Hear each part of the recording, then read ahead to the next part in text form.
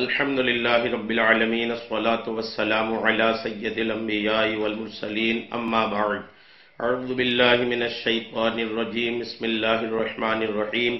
اللہ تبارک و تعالیٰ کی دی ہوئی توفیق سے ایک بار پھر ہم درس قرآن، تفسیر قرآن، مفاہیم قرآن اور پیغام قرآن کو آپ تک پہنچانے کی نیت سے اور یہ سعادتیں حاصل کرتے ہوئے آپ کے سامنے یہ بیان پہنچانے کی سعادتیں حاصل کر رہا ہوں۔ اللہ تبارک و تعالیٰ درس قرآن کے، تفسیر قرآن کے ان بیانات کو ہم سب کو سننے کی سعادت نصیب فرمائے اور ان پر مجھے اور آپ کو عمل کی بھی توفیق عطا فرمائے۔ مسلسل ہمارا الحمدللہ یہ بیانات کا سلسلہ ہے۔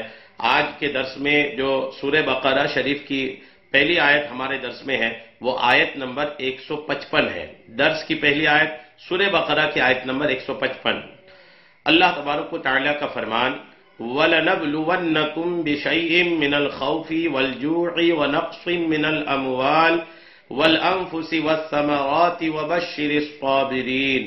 ترجمہ کنز ایمان۔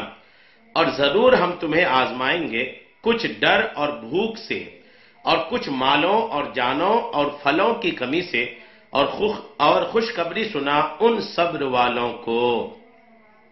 یہ آیت کا ترجمہ تھا۔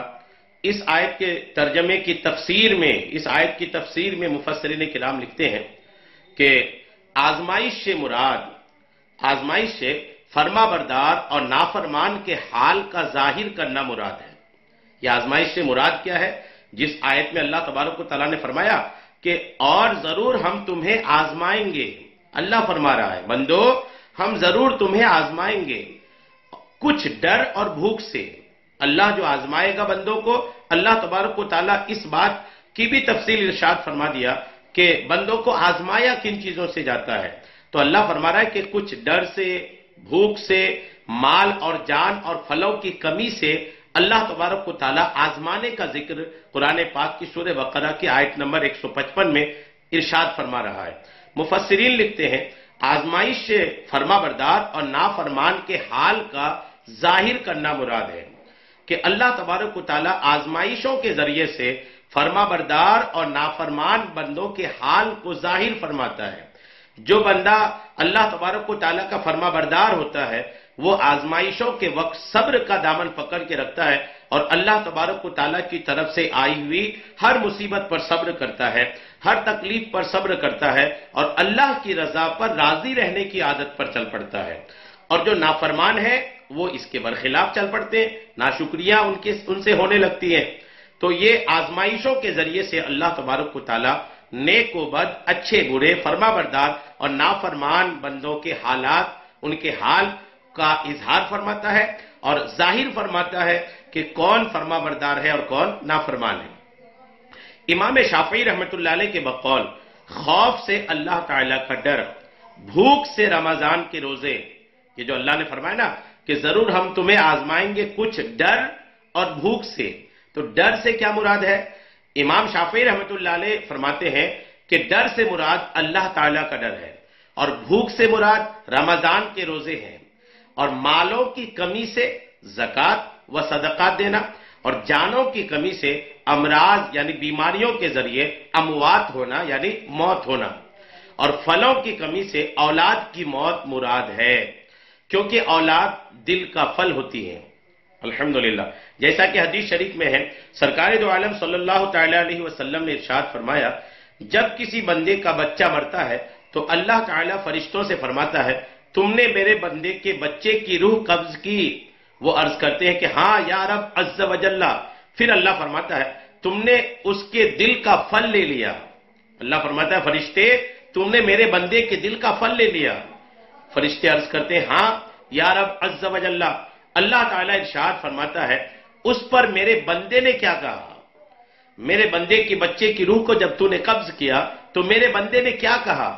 فرشتے عرض کرتے ہیں مولا اس نے تیری حمد کی اور انا للہ و انا الیہ راجعون پڑھا، یعنی حمد کی یعنی ہر حال میں شکر بجا لایا کہ اگرچہ اولاد کی موت ہوئی لیکن اولاد تو خدا ہی کی دی ہوئی تھی نا، خدا کا مال تھا خدا واپس لے لیا، خدا کی دی ہوئی نعمت تھی خدا واپس لے لیا، تو اس نعمت کے جانے پر انا للہ و انا الیہ راجعون کہہ کر اللہ تبارک و تعالیٰ کی طرف سے آئی ہوئی اس بات پر صبر کرتے ہوئے اور ہر حال میں اللہ کی رضا پر راضی رہتے ہوئے اگر وہ انا للہ و انا الیہ راجعون پڑھا، اللہ کے حمد بیان کیا، تو اللہ تعالیٰ فرماتا ہے کہ اس کے لیے جنت میں مکان بناؤ۔ اللہ فرماتا ہے کہ میرے اس بندے کے لیے جنت میں مکان بناؤ اور اس کا نام بیت الحمد رکھو۔ اللہ اس بندے کے لیے جنت میں مکان بھی بنوایا اور اس جنت میں اس گھر کا، اس مکان کا نام الحمدللہ بیت الحمد رکھنے کا بھی حکم ارشاد فرمایا۔ تو اگر یوں کسی کی اولاد کی انتقال ہو اور اولاد اگر مرتی ہے تو اولاد کی میت پر واویلا مچانے، بے صبری کرنے سے بہتر یہ ہے کہ صبر کے دامن کو ہاتھ میں رکھیں اور یوں عقیدہ رکھے، یوں اپنے آپ کو پیش کرے کہ رب کی دی ہوئی نعمت تھی، رب نے ہی اولاد دیا تھا اور رب نے واپس لے لیا۔ اس نعمت کے ساتھ، اولاد کے ساتھ ساتھ دیگر کسی نعمت کا زوال آئے، کچھ اگر ختم ہو جائے، کچھ نقصان ہو جائے، تو اس نقصان پر رب کی بارگاہ میں ناشکری کے الفاظ لانے سے بہتر ہے صبر کے دامن کو پکڑ کے رکھیں اور ہر حال، ہر کنڈیشن اور ہر خوشی غم میں اللہ تعالیٰ کی رضا پر راضی رہنے کی، اللہ جیسا رکھے اس پر خوش رہنے کی عادت اپنائیے۔ انشاءاللہ ایسے آدمی کو اللہ تبارک و تعالیٰ دنیا میں بھی اور آخرت میں بھی نوازتا ہے۔ یہ جو حدیث پاک میں نے آپ کو عرض کیا، یہ ترمذی شریف کتاب الجنائز کے حدیث نمبر 1023 میں موجود ہے۔ یاد رہے کہ زندگی میں قدم قدم پر آزمائشیں ہیں۔ اللہ تبارک و تعالیٰ کی طرف سے آزمائشیں بہت ہوتی ہیں۔ اللہ تعالیٰ اپنے بندوں کو کبھی مرض سے یعنی بیماری سے، کبھی جان و مال کی کمی سے، کبھی دشمن کے ڈر خوف سے، کبھی کسی نقصان سے، کبھی آفات و بلیات سے اور کبھی نت نئے فتنوں سے آزماتا ہے۔ اللہ آزماتا ہے اور راہ دین اور تبلیغ دین تو خصوصاً وہ راستہ ہے جس میں قدم قدم پر آزمائشیں ہیں۔ دین کا راستہ، تبلیغ دین کا راستہ، یہ وہ راستے ہیں جس میں قدم قدم پر آزمائشیں ہوتی ہیں۔ اسی سے فرما بردار و نافرمان، محبت میں سچے اور محبت کے صرف دعوے کرنے والوں کے درمیان فرق ہوتا ہے۔ آزمائشوں کے ذریعے یہ فرق کیا جاتا ہے کہ کون اللہ سے محبت کرنے کے دعوے میں سچا ہے، کون اپنے دعوے میں سچا نہیں ہے بلکہ صرف دعویٰ ہی کر رہا ہے، حقیقت اس میں کچھ نہیں ہے۔ آزمائشوں کے ذریعے اللہ تبارک و تعالیٰ ان کے حالات کا اظہار کر کے، ان کے حال کو ظاہر فرما کر کے ممتاز کر دیتا ہے کہ کون محبت میں سچا ہے اور کون محبت میں سچا نہیں ہے۔ حضرت نوح علیہ السلام پر اکثر قوم کا ایمان نہ لانا، حضرت ابراہیم علیہ السلام کا آگ میں ڈالا جانا، فرزند کو قربان کرنا، حضرت ایوب علیہ السلام کو بیماری میں مبتلا کیا جانا، ان کی اولاد اور اموال کو ختم کر دیا جانا، حضرت موسیٰ علیہ السلام کا مصر سے مدین جانا، مصر سے ہجرت کرنا، حضرت عیسیٰ علیہ السلام کا ستایا جانا اور انبیاء کرام علیہ السلام کا شہید کیا جانا، یہ سب آزمائشوں اور صبر ہی کی مثالیں ہیں۔ یہ تمام صبر ہی ہیں جو میں نے آپ کو انبیاء کرام کے نام کے ساتھ ان سے جو آزمائشیں کی گئی، لی گئی، ان کا جو ذکر کیا نا، یہ سب آزمائش ہے اور ان پر صبر کی مثالیں ہیں۔ اور ان مقدس ہستیوں کی آزمائشیں اور صبر ہر مسلمان کے لیے ایک نمونے کی حیثیت رکھتی ہیں۔ لہٰذا ہر مسلمان کو چاہیے کہ اسے جب بھی کوئی مصیبت آئے اور وہ کسی تکلیف یا اذیت میں مبتلا ہو تو صبر کرے اور اللہ تعالیٰ کی رضا پر راضی رہے۔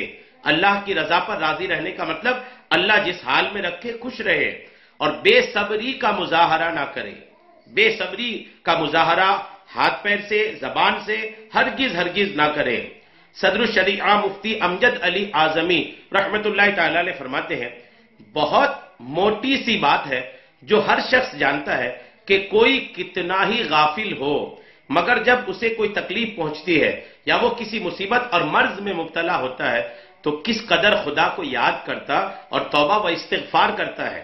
اور یہ تو بڑے رتبہ والوں کی شان ہے کہ وہ تکلیف کا بھی اسی طرح استقبال کرتے ہیں جیسے راحت کا استقبال کرتے ہیں، مگر ہم جیسے کم سے کم اتنا تو کریں کہ جب کوئی مصیبت یا تکلیف آئے صبر و استقلال سے کام لیں اور جزا و فضا یعنی رونا پیٹنا کر کے آتے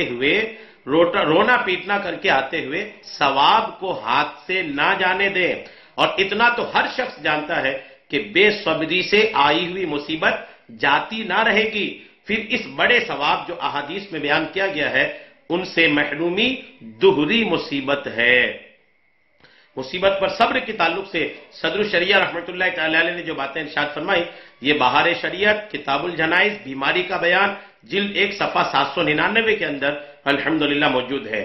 تو یہ باتیں ہمیں یہ واضح کرتی ہیں کہ جب بھی کوئی تکلیف آئے، جب بھی کوئی مصیبت آئے تو اس میں ہمیں صبر کا دامن پکڑے رہنا چاہیے، صبر کرنی چاہیے۔ اگر بے صبری کرتے ہیں آپ، اگر مصیبت پر آپ بے صبری کرتے ہیں تو اس بے صبری سے آپ کی وہ مصیبت ٹل نہیں جائے گی، نہیں ٹلے گی۔ ایک آپ نے اگر بے صبری کیا تو مصیبت بھی رہی گئی اور پھر وہ مصیبت ٹلی بھی نہیں، اور اگر آپ نے مصیبت پر صبر کیا تو ایک تو وہ مصیبت اللہ کی آزمائش، اس کا ثواب، پھر اس پر اگر آپ نے صبر کیا الحمدللہ اس پر صبر کرنے کی وجہ سے بھی اللہ تبارک و تعالیٰ آپ کو ثواب کا حقدار بنائے گا۔ تو ثواب حاصل کرنے کی نیت سے، اللہ کی رضا پر راضی رہنے کی نیت سے مصیبتوں کے وقت صبر کیجیے۔ اور کثیر احادیث میں مسلمان پر مصیبت آنے کا جو ثواب بیان کیا گیا ہے ان میں سے چند احادیث یہ ہیں۔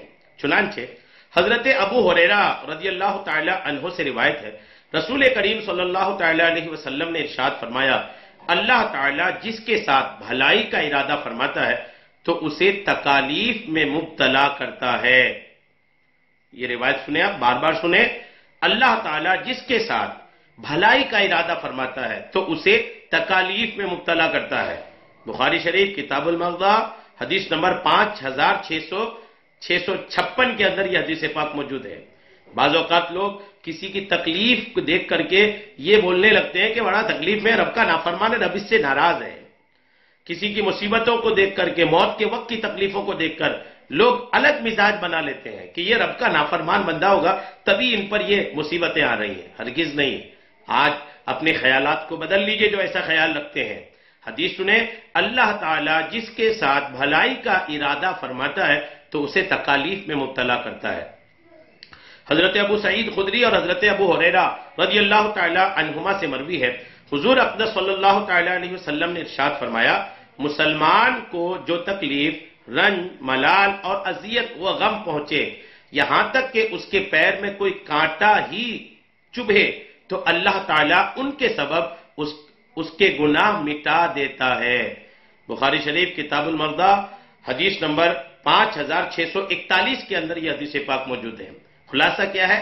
مسلمان کو جو بھی تکلیف، رنج، ملال، اذیت، غم، کوئی بھی پریشانی، کسی بھی طرح کی پریشانی مسلمان کو پہنچے، یہاں تک کہ اگر پیر میں کانٹا بھی چبھے، رسول اللہ ارشاد فرماتے ہیں کہ اس تکلیف کی وجہ سے اللہ تبارک و تعالیٰ اس کے گناہ مٹا دیتا ہے۔ ادھر تکلیف ہوئی، ادھر گناہ مٹنے شروع ہو جاتے ہیں۔ حضرت ابو ہریرہ رضی اللہ تعالی عنہ سے روایت ہے، رسول اللہ صلی اللہ تعالی علیہ وسلم نے ارشاد فرمایا، مسلمان مرد و عورت کے جان و مال اور اولاد میں ہمیشہ مصیبت رہتی ہے، یہاں تک کہ وہ اللہ تعالیٰ سے اس حال میں ملتا ہے کہ اس پر کوئی گناہ نہیں ہوتا۔ کئی بار اللہ تبارک و تعالیٰ مصیبتیں عطا کر کے، مصیبتیں دے دے کر کے بندوں کے گناہ ایسے مٹا دیتا ہے کہ پھر وہ جب رب سے ملتا ہے مرنے کے بعد تو اس کے نامہ اعمال میں گناہ رہتا ہی نہیں ہے۔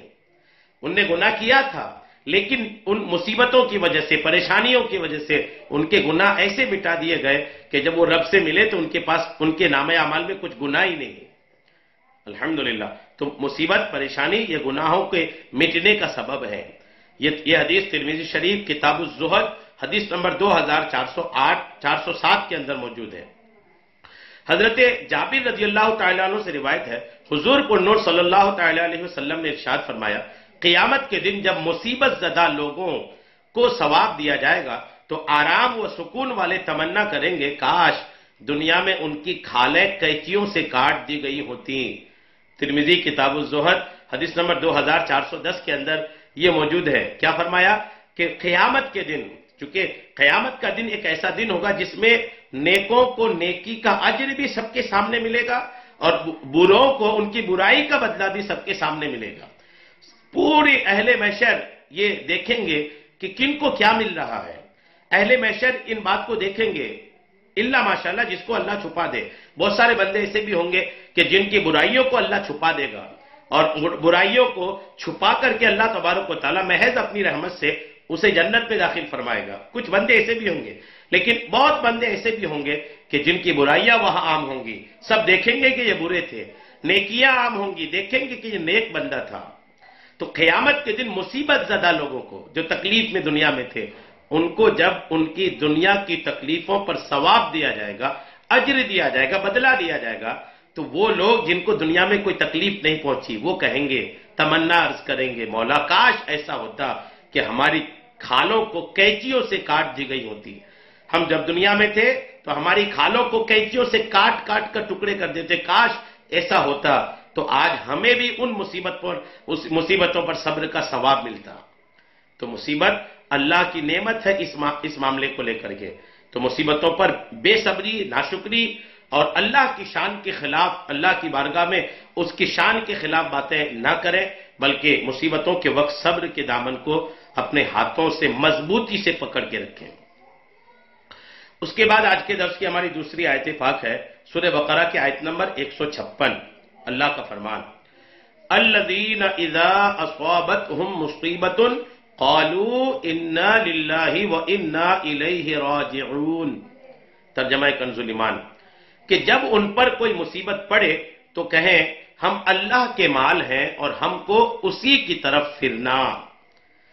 یہ مومنین کی اور ایسے لوگوں کی جو مصیبتوں پر صبر کرتے ہیں ان کی پہچان یہ ہے کہ جب بھی کوئی مصیبت آئے تو وہ کہتے ہیں انا للہ وانا الیہ راجعون، ہم اللہ کے مال ہیں اور ہم کو اسی کی طرف پھرنا ہے. اکثر لوگ یا ایک بڑی تعداد ایسے لوگوں کی جو یہ سمجھتے ہیں کہ انا للہ وانا الیہ راجعون صرف موت کی خبر ہی پر پڑھتے ہیں. عموماً لوگوں کا ذہن یہ ہے. آج آپ اس بات کی وضاحت بھی ملاحظہ کریں گے کہ یہ آیت کا یہ حصہ، قرآن کی آیت ہے، یہ سورہ بقرہ کی آیت نمبر 156 کا ایک حصہ ہے. انا للہ وانا الیہ راجعون صرف موت کی خبر کے وقت کے لیے نہیں ہے. موت کی خبر کے وقت کے لیے بھی ہے، لیکن صرف اسی کے لیے نہیں ہے. عموماً لوگ صرف اس کو یہ مخصوص کر لیے ہیں کہ جیسے ہی موت کی کوئی خبر آتی ہے تو انا للہ وانا الیہ راجعون پڑھتے ہیں. عوام کی تو حالت تقریباً یہی ہے. آج اس بیان کو آپ توجہ سے سنیے، آپ پر واضح ہوگا کہ الحمدللہ انا للہ وانا الیہ راجعون جو یہ آیت کا حصہ ہے، یہ صرف موت کی خبر کے وقت نہیں بلکہ کئی سارے ایسے مواقع ہیں، کئی ایسی باتیں ہیں، کئی ایسے حالات ہیں کہ جس کے وقت ان کو پڑھنے سے، اس حصے کو پڑھنے سے الحمدللہ برکتیں حاصل ہوتی ہیں. پہلی بات تو یہ ہے، مفسرین نے جو لکھا ہے اس آیت کی تفسیر میں وہ لے آ. اس سے پہلی آیت میں مصیبتوں پر صبر کرنے والوں کو جنت کی بشارت دی گئی. پہلی آیت جو آپ نے اس سے پہلے آیت نمبر 155 کی جو آپ تفسیر سنے اس میں یہی آیا نا کہ جو مصیبتوں پر صبر کرتے ہیں اللہ تبارک و تعالیٰ انہیں جنت کی بشارت دیا ہے. اور اس آیت میں آیت نمبر 156 میں یہ بتایا گیا کہ صبر کرنے والے وہ لوگ ہیں کہ جب ان پر کوئی مصیبت آتی ہے تو کہتے ہیں ہم اللہ تعالیٰ ہی کے مملوک اور اسی کے بندے ہیں، وہ ہمارے ساتھ جو چاہے کرے اور آخرت میں ہمیں اسی کی طرف لوٹ کر جانا ہے. یہ تفسیر جلالین سورہ بقرہ آیت نمبر 156 کے تحت صفحہ 22 میں موجود ہے. کیا فرمایا؟ ایک تو پہلی آیت میں یہ بیان ہوا کہ صبر کرنے والوں کو جنت ملے گی، صابرین کو جنت کی بشارت ہے. اب بڑا سوال تھا کہ صبر کرنے والے ہیں کون؟ کن کو کہا جائے کہ یہ صبر کرنے والا ہے؟ صابرین ہم کس کو سمجھیں؟ تو اللہ نے کلیئر کر دیا، صاف فرما دیا کہ صابرین وہ ہیں جو مصیبت کے وقت کہتے ہیں ہم اللہ کے مال ہیں اور ہم کو اسی کی طرف پھرنا ہے. یعنی ہم اللہ کے مملوک ہیں، اللہ ہمارا مالک ہے، اور جب وہ ہمارا مالک ہے، ہم اللہ کے مملوک ہیں، تو وہ مالک ہے، وہ بھی ایسا مالک کہ جس کی ملکیت میں کوئی شریک نہیں ہے. دنیا میں ہم کسی چیز کے مالک ہوتے ہیں تو من چاہا برتاؤ اس کے ساتھ کرتے ہیں. ہماری گاڑی رہتی ہے، اگر ہم اس کو تیز چلا رہے ہیں اور اناپ شناپ انداز سے چلا رہے ہیں جو کوئی نہیں چلانے چاہیے، کوئی اگر ٹوکتا ہے تو کیا کہتے ہیں ہماری گاڑی ہے بھائی. ہم کچھ کھیتیاں کرتے ہیں، ہماری زمین ملکیت کی ہے، ہم اس میں کچھ لگاتے ہیں، کوئی ٹوکتا ہے تو ہم کہتے ہیں ہماری زمین ہے ہم کچھ کریں. لوگ اپنی ملکیت والی چیزوں میں اپنے پاور کا استعمال کرتے ہیں، اپنے اختیار کا استعمال کرتے ہیں اور وہ سمجھتے ہیں کہ ہماری چیز ہے، ہم جس انداز میں اس کو رکھیں، جبکہ وہ جس کو ہم ہماری چیز کہتے ہیں وہ چیز کا بھی حقیقی مالک ہمارا خدا ہی ہے، وہ بھی عطا کرنے والا ہمارا خدا ہی ہے۔ ہماری ملکیت ایسی نہیں ہے جیسی اللہ کی ملکیت ہے۔ اللہ الحمدللہ اپنی ملکیت میں ایسا ہے کہ وہ حقیقی مالک ہے، اللہ تبارک و تعالیٰ کے ساتھ ملکیت میں کوئی شریک نہیں ہے، ایسا مالک ہے رب ہمارا۔ تو جب رب ہمارا ایسا مالک ہے تو ہمیں جس انداز میں رکھے، ہمیں جس حالت میں رکھے، ہمارا کام یہ ہے کہ ہم رب تبارک و تعالیٰ کی طرف سے آئی ہوئی ہر حالت پر رب کی رضا پر راضی رہنے والی عادت اپنائیں۔ رب جس حالت میں رکھے اسی حالت میں خوش رہیں، رب کی بارگاہ میں شکوہ شکایت نہ کریں۔ ہاں یہ ضرور ہے کہ آپ مصیبت آئی، کوئی پریشانی آئی تو رب کی بارگاہ میں دعا کریں، مولا اس کو دور کرے، مولا اس کو دور کر، مولا کی بارگاہ میں دعا کریں، درخواست پیش کریں، یہ الگ چیز ہے۔ لیکن مصیبت کے وقت بے صبری کا معاملہ کرنا اور ایسا مظاہرہ کرنا کہ آپ ناشکرہ ہیں، بے صبرہ ہیں اور رب کی بارگاہ میں نازیبہ الفاظ استعمال کرنا، یہ جو باتیں ہیں نا یہ اچھی چیزیں نہیں ہیں۔ صابرین کا معاملہ یہ ہے کہ وہ اللہ تبارک و تعالیٰ کی طرف سے آئی ہوئی ہر مصیبت پر صبر کرتے ہیں اور صبر کرنے کی برکت سے الحمدللہ مصیبتیں دور بھی ہو جاتی ہیں۔ انا للہ و انا الیہ راجعون پڑھنے کے بہت سارے فضائل ہیں، احادیث پاک میں کثرت سے اس کی فضیلت آئی ہے۔ احادیث میں مصیبت کے وقت انا للہ و انا الیہ راجعون پڑھنے کے بہت فضائل بیان کیے گئے ہیں۔ ان میں سے 5 فضائل آپ کو عرض کرنے کی، آپ کی بارگاہوں میں پیش کرنے کی سعادت حاصل کرنا ہو، توجہ کے ساتھ اس کو سنیے۔ ام المومنین حضرت ام سلمہ رضی اللہ تعالی عنہا فرماتی ہیں، میں نے سید المرسلین صلی اللہ تعالی علیہ وسلم کو یہ فرماتے ہوئے سنا کہ جس مسلمان پر کوئی مصیبت آئے اور وہ اللہ تعالیٰ کے حکم کے مطابق انا للہ و انا الیہ راجعون پڑھے اور یہ دعا کرے، اللہم اجرنی فی مصیبتی واخلف لی خیرا منہا۔ اگر یہ دعا پڑھے، ترجمہ اس کا یہ ہے کہ اے اللہ میری اس مصیبت پر مجھے اجر عطا فرما اور مجھے اس کا بہتر بدلہ عطا فرما، تو اللہ تعالیٰ اس کو اس سے بہتر بدل عطا فرمائے گا۔ اگر مصیبت کے وقت پہلے انا للہ و انا الیہ راجعون پڑھا اور اس کے بعد یہ دعا پڑھا، اللہم اجرنی فی مصیبتی واخلف لی خیرا منہا، اگر یہ پڑھ لیا تو حضرت ام سلمہ رضی اللہ تعالیٰ عنہ فرماتی ہے کہ یہ حدیث ہے، انہوں نے روایت کی کہ رسول کریم علیہ السلام فرماتے ہیں کہ اس کا بہتر اللہ تعالیٰ اس کو اس سے بہتر بدل عطا فرمائے گا، یعنی اس مصیبت کے بدلے میں اللہ تبارک و تعالیٰ اسے کوئی نیکی عطا فرما دے گا۔ حضرت ام سلمہ رضی اللہ تعالیٰ عنہ فرماتی کہ جب حضرت ابو سلمہ رضی اللہ تعالیٰ عنہ فوت ہو گئے تو میں نے سوچا کہ مسلمانوں میں حضرت ابو سلمہ سے بہتر کون ہوگا، وہ تو پہلے گھر والے ہیں جنہوں نے حضور پر نور صلی اللہ تعالیٰ علیہ وسلم کی طرف ہجرت کی۔ بہرحال میں نے یہ دعا کہہ لی، چنانچہ اللہ تعالیٰ نے ان کے بدلے مجھے رسول اللہ صلی اللہ تعالیٰ علیہ وسلم عطا فرما دیے، جو کہ حضرت ابو سلمہ رضی اللہ تعالیٰ عنہ سے بہتر تھے۔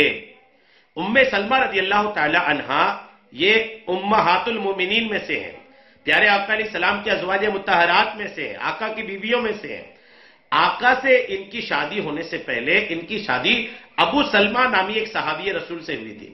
جب ابو سلمہ کا انتقال ہوا تو ان کے انتقال کے وقت ابو سلمہ کی فضیلت، ابو سلمہ کی جو شان تھی وہ حضرت ام سلمہ کی پیش نظر تھی۔ اس کے بعد بھی ام سلمہ رضی اللہ تعالی عنہا نے انا للہ و انا الیہ راجعون بھی پڑھا اور وہ دعا بھی پڑھی جو میں نے آپ کو ابھی عرض کیا۔ تو اللہ کے رسول نے جو فرمایا تھا کہ بہتر بدلہ عطا فرماتا ہے، ام سلمہ رضی اللہ تعالی عنہا کو اتنا بہتر بدلہ ملا کہ ابو سلمہ کے بعد ان کا نکاح الحمدللہ کائنات کی تمام مخلوقات میں بہتر شخصیت اللہ کے رسول صلی اللہ تعالی علیہ وسلم سے ہوا۔ بہتر بدلہ ملا نا، یہ بہتر بدلہ ملتا ہے تو آپ اس دعا کو بھی یاد کر لیجئے اور ہر مصیبت کے وقت انا للہ و انا الیہ راجعون بھی پڑھنے کے عادی ہو جائیے۔ یہ حدیث پاک مسلم کتاب الجنائز کے صفحہ نمبر 407 کے اندر موجود ہے۔ حضرت امام حسین بن علی رضی اللہ تعالیٰ عنہ سے روایت ہے، حضور پنور صلی اللہ تعالی علیہ وسلم نے ارشاد فرمایا، جس مسلمان مرد یا عورت پر کوئی مصیبت پہنچے اور وہ اسے یاد کر کے، یعنی اس مصیبت کو یاد کر کے انا للہ و انا الیہ راجعون کہے، اگرچہ مصیبت کا زمانہ دراز ہو گیا، یعنی اگرچہ مصیبت بہت پہلے آئی تھی، آپ کو یاد ہے کہ کوئی مصیبت آئی تھی، اس مصیبت کو یاد کر کے، بھلے بہت پرانا وقت تھا، اگرچہ ایک زمانہ گزر گیا کہ وہ مصیبت آئی تھی، اگر اس مصیبت کو یاد کر کے بھی انا للہ و انا الیہ راجعون پڑھا تو اللہ تعالیٰ اس پر نیا ثواب عطا فرماتا ہے۔ اب بھی صبر کا موقع آپ کے ہاتھ سے گیا نہیں ہے، الحمدللہ، اسلام کی وسعت پہ قربان، اسلام کے حسن پر قربان، اور اسلام کی سخاوت پہ قربان، کہ ایک ایسی مصیبت جو آپ کے اوپر برسوں پہلے آئی تھی، ایک زمانہ ہو گیا کہ وہ مصیبت آپ پر آئی تھی، اگر اس وقت آپ صبر نہیں کیے تھے یا صبر کیے تھے لیکن انا للہ و انا الیہ راجعون نہیں پڑھا تھا، تو اب بھی انا للہ و انا الیہ راجعون پڑھ کر اس مصیبت کے ذریعے ثواب کمانے کا موقع آپ کے ہاتھ میں موجود ہے۔ مصیبتوں کو یاد کریں، جو پریشانی آپ پر آئی تھی اس کو یاد کریں، اور یاد کر کر کے انا للہ و انا الیہ راجعون پڑھیں۔ جتنی بار جتنی مصیبتوں کو یاد کر کے آپ پڑھیں گے، نیا ثواب اللہ تبارک و تعالیٰ عطا فرماتا رہے گا۔ یہ آپ کے نبی علیہ السلام کا فرمان ہے۔ کتنا خوبصورت ہمارا مذہب ہے، اور ویسا ہی ثواب دیتا ہے جیسا اس دن دیا تھا جس دن مصیبت پہنچی تھی۔ ثواب میں کوئی کمی نہیں ہے۔ پرانی مصیبت کس پر نہیں آتی؟ غور کیجئے، کس پر مصیبت نہیں آتی؟ مصیبتیں تو بالکل یہ کہ آتی رہتی ہیں، پریشانیاں تو آتی رہتی ہیں، ہر چھوٹی بڑی مصیبت پریشانی کو یاد کر کے انا للہ و انا الیہ راجعون پڑھنے کا معمول بنا لیجئے، اور ثواب کا ایک ذخیرہ جمع کر لیجئے۔ یہ حدیث پاک مسند امام احمد کی جلد نمبر 1 صفحہ 429، حدیث نمبر 1734 میں موجود ہے۔ ایک مرتبہ نبی اکرم صلی اللہ تعالی علیہ وسلم کا چراغ بجھ گیا۔ آقا علیہ السلام تشریف فرما تھے، آقا کا چراغ بجھ گیا تو آقا علیہ السلام نے انا للہ و انا الیہ راجعون پڑھا۔ چراغ بجھنے پر، لائٹ چلی گئی تو بھی پڑھنا چاہیے، چراغ بجھنے پر آقا نے پڑھا انا للہ و انا الیہ راجعون۔ عرض کی گئی کیا یہ بھی مصیبت ہے؟ آقا سے پوچھا گیا چراغ کا بجھ جانا، روشنی کا چلے جانا، لائٹ کا چلے جانا، کیا یہ بھی مصیبت ہے؟ تو آقا نے فرمایا جی ہاں، ہر وہ چیز جو مومن کو اذیت دے وہ اس کے لیے مصیبت ہے اور اس پر اجر یعنی ثواب ہے۔ لائٹ کا چلے جانا ایک طریقے سے تو تکلیف دہ ہے نا، اندھیرا چھا گیا، ایک تو پریشانی ہی ہے نا۔ تو آقا علیہ السلام نے فرمایا کہ چراغ کا بجھ جانا یہ بھی ایک مصیبت ہی ہے، اور ہر وہ چیز جو مومن کو اذیت اور تکلیف دے وہ مصیبت ہے، اور اس پر اس مومن کو ثواب دیا جاتا ہے۔ تفسیر در منصور سورہ بقرہ آیت نمبر 156 کی تفسیر میں یہ حدیث پاک موجود ہے۔ ایک اور حدیث شریف میں ہے کہ مصیبت کے وقت انا للہ و انا الیہ راجعون پڑھنا رحمت الہی کا سبب ہوتا ہے۔ مصیبت کے وقت اگر انا للہ و انا الیہ راجعون پڑھا تو یہ رحمت الہی کا سبب ہے کہ اس کے ذریعے سے الحمدللہ آدمی اللہ کی رحمت کے سبب کا حقدار ہوتا ہے۔ کنز العمال کتاب الاخلاق کی حدیث نمبر 6646 کے اندر یہ حدیث پاک موجود ہے۔